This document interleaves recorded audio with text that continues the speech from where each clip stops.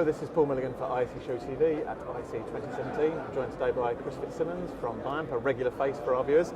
Welcome, Chris. Thank you, Paul. Nice to see you again. And you. Video streaming technology seems to have been around for a long time, but seems to be really taken seriously in the last couple of years. What are your kind of views on the uptake of video streaming, and what are the issues around it still? Yeah, I think you're right. It's been a couple of years since we first saw the first kind of implementations in shows and in products. But this year, I think looking around IC, there's a ton. There's like everyone.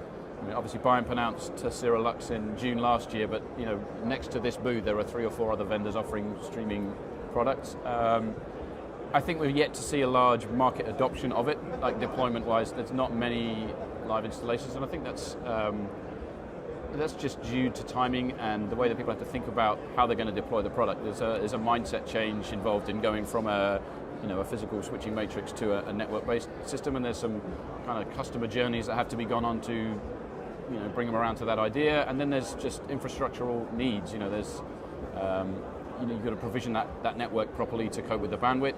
You've got to be able to design your system in such a way that it'll interact nicely with whatever else is on that network. Because replacing a special matrix switch with a special media switch and saying it's still a separate network isn't really giving any of the real benefit.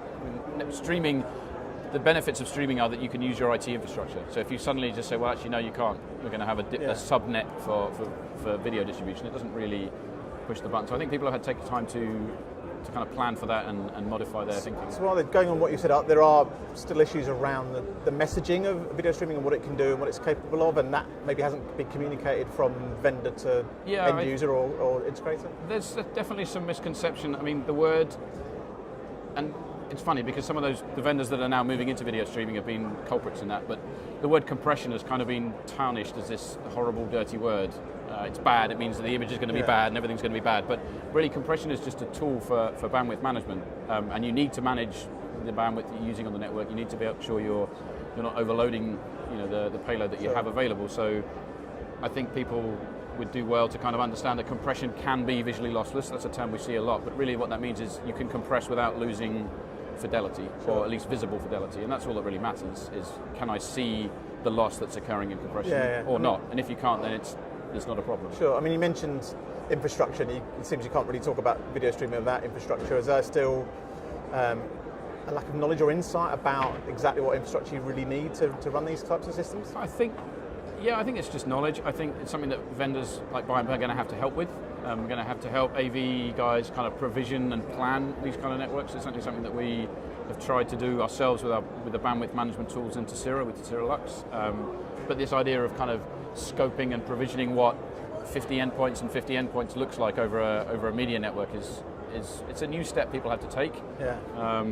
Switch vendors like Cisco and HP do have kind of network management tools out there, but they're probably not tools that AV guys are particularly familiar with. So there's definitely going to be benefit to integrators to go and get their hands dirty in Cisco Network Manager and Extreme's equivalent tool, and all these other guys that have provisioning tools, they have planning tools, and also again we keep talking about this learning the language of IT. It's a little bit of a cliche now, but it's actually really important when you go to an IT manager and say, hey, we're going to do this video over IP deployment, and we need to do 1 gig video drops in every single meeting.